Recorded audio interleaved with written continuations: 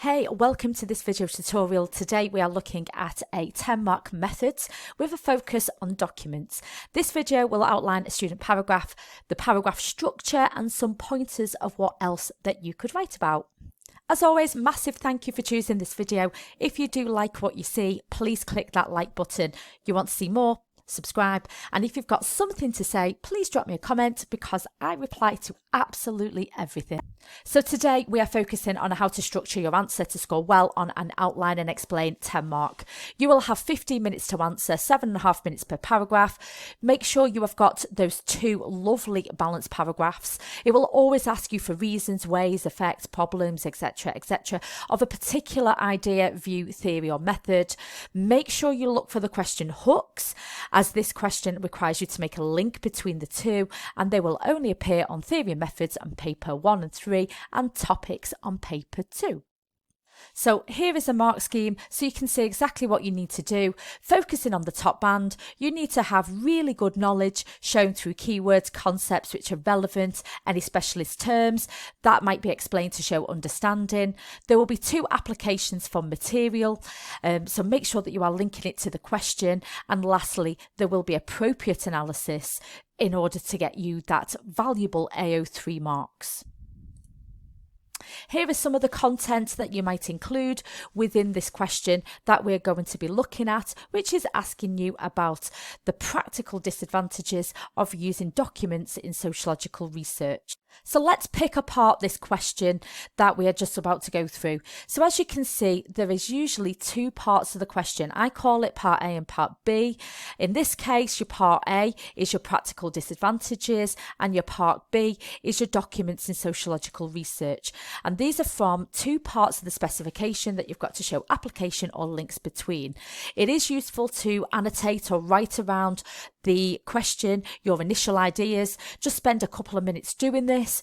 This will allow you time to organise your thoughts, but it'll also allow you to decide on the 2 disadvantages that you know most about in order to maximise your marks. And I've done something like that for you just to give you some ideas about the type of things that you could be writing about within this question. So what would this structure of the answer look like? Well, once again, as always, I draw upon an example answer so we can identify 2 parts of the question, show any application and any AO3 analysis. And I'm going to break it down so it's very, very easy for you to see where you are picking up the marks. So here is a typical paragraph that you could be writing in about 7 minutes or so. Now, what you might want to do is practice writing in time conditions, because at least then you'll have a bit of an indication about how much you can write, and then you can see about how concise that you need to be if you can't manage to write this amount in that time. So let's break down this answer and see where the student picks up the marks. Start off by identifying the practical disadvantage, and what this student does is that they use the wording from the question, and that's really good to give that signposting. It shows that they're answering the question set. Now remember, any other disadvantages which aren't practical will not be rewarded. Now this student has linked the practical disadvantage to the fact that documents are secondary data, and this means that they are difficult to get hold of. Then, by giving an example, the student shows application to documents, in particular sociological research. Historical documents such as paintings like Aries used in the study of childhood may use sociological value, may be difficult to access because they might be in a private collection or museum. Now don't worry if you cannot remember a name of a study, for example like Aries. If you can apply an example, it will get you the application marks. Now, even within a museum setting, they may only have half of the collection on display, and archives may be off limits to the public. Now, this time the student is explaining why a particular document, for example, paintings in a museum, might be hard to access, and they've added more points to show their understanding. Now, this final sentence here, they make a clear link to the question. This can prove as a disadvantage in research, as it may cost the researcher money, gaining access and adding time. And what they've done is they've added further disadvantages, as it is logically making sense for them to do so. Now, finally, the student starts to show even more analysis. This is further digging into the disadvantages, and what this student has done has added Scott, as in Scott's criteria of assessing documents. Scott identified that if not all paintings are available, they may not be representative or typical of all documents available of that type. For example, the paintings of childhood that Aries has used largely represented maybe in the middle class, those who could be afforded to be painted, and this access to the paintings of poorer children might not be available, which will limit the validity of your research. You could even link to why positivists might find documents a problem in this case. So let's explore some other problems that you could write about. So if we explore some of the studies, we can establish further problems of using these documents.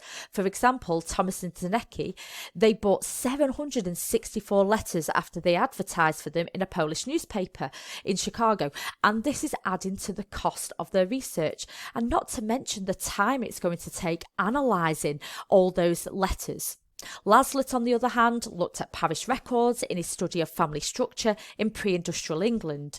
So we might have an issue of access, and as they're historical, some might have been lost, some might be damaged.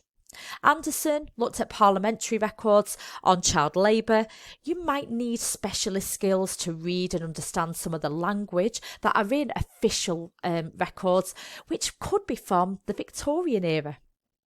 Aries looked at paintings and child rearing manuals, again access, they might be in private collections for example. Lobban looked at reading schemes. Do you need specialist skills and characteristics? Do you know what you're looking for when you're analysing these books? And Hay looked at notes and letters passed around in class, and again access is often a problem here, as often the girls hid them from their teachers, so getting access to that kind of data could be problematic. And what about analysis of some of these? So if we're looking at those letters from Thomas and Zanecki's research, well, people might have lied how great America was to justify their decision to emigrate to America, because that's what their research was about. Your parish records, again, access and not being all available will lower the representative, which is Scott's criteria, and also something that positivists might find problematic. If we're looking at the specialist skills of looking at the parliamentary record, that needs training, which adds more time and cost of the research, but also if there's any misinterpretation of the research, it means that they'll lack validity because they might be distorted. Now, if you need skills to analyse or interpret, it becomes very subjective. Different sociologists interpret meanings a little bit differently, which is another of Scott's criteria, that of meaning. And that is something else that positivists will find problematic, because they like their research to be objective rather than subjective. If we look at this example of Hay using the letters passed around in class, well, she got some of the letters out of the bin at the end of the class, which is quite dishonest, and it links to some ethical issues of consent. So adding further issues and problems and linking it to Scott's criteria and positivist and interpretivist will show a deeper analysis when you are answering those questions. So overall, when answering a 10-mark outline and explain, remember to show AO1 knowledge of both parts of the question. In this case, we looked at practical disadvantages, and also you needed knowledge of documents, and then show how part A linked or has an effect or impacts the part B, and then add further explanations and an analytical point to the end.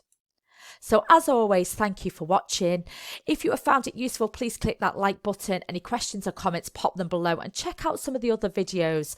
For example, I've got a video about examples of studies for each of the research methods, how to analyse research methods, and even a playlist of theory and methods for you to check out. The links are all below. Have a great evening, and I shall see you again soon. Bye bye.